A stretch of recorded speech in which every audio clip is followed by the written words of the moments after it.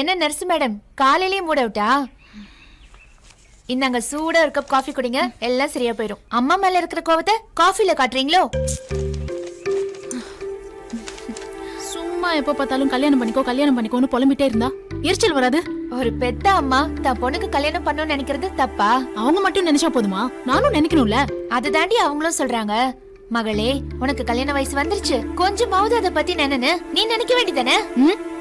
இல்ல கல்யாணத்தை பண்ணிட்டு ஜாலியா என்ஜாய் பண்றதை விட்டுட்டு என்ன ஏண்டி முறைக்கிற? நீங்க மட்டும் குடிகாரன் படிக்காதவன் யாரு எப்படி இருந்தாலும் உங்க மனசுக்கு பிடிச்சவனோட வாழணும். ஆனா நாங்க அம்மா எவன சொன்னாலும் கட்டிக்கிட்டு விதியேன்னு வாழணுமா? அடி பாவி, அப்போ மனசுலயே யாரோ இருக்காங்க, என்கிட்ட சொல்லவே இல்ல பாத்தியா? ஏய் திருடி, யாரடி அந்த லக்கி ஃபெலோ? விட்ரி, அப்படிலாம் யாரும் இல்ல. ஓகே ஓகே, இது ஓ லைஃப் மேட்டர், இதெல்லாம் அவசரமா பேசக்கூடாது. எனக்கு ஸ்கூலுக்கு டைம் ஆகுது, இன்னைக்கு ஸ்கூல்ல ஆண்டு விழா வேற. இல்லனா லீவே போட்டு டீடைலா பேசிருக்கலாம்.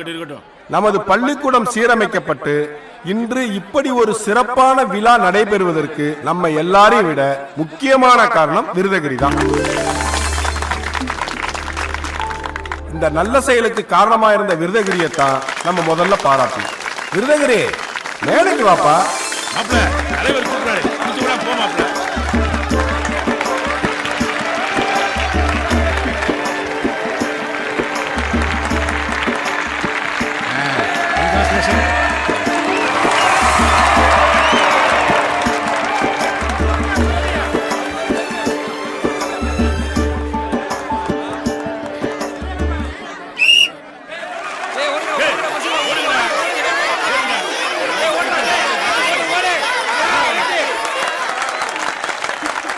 அடுத்து பெரியவங்களுக்கான விளையாட்டு போட்டி.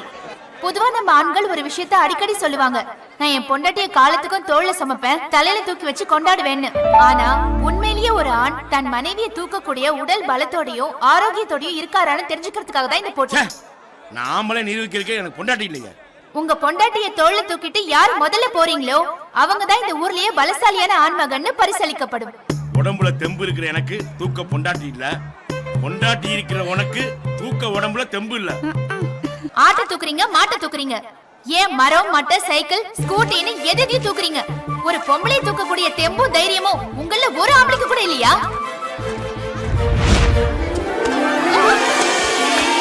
இதான் மாப்பிள்ள தூக்கிட்டாருல.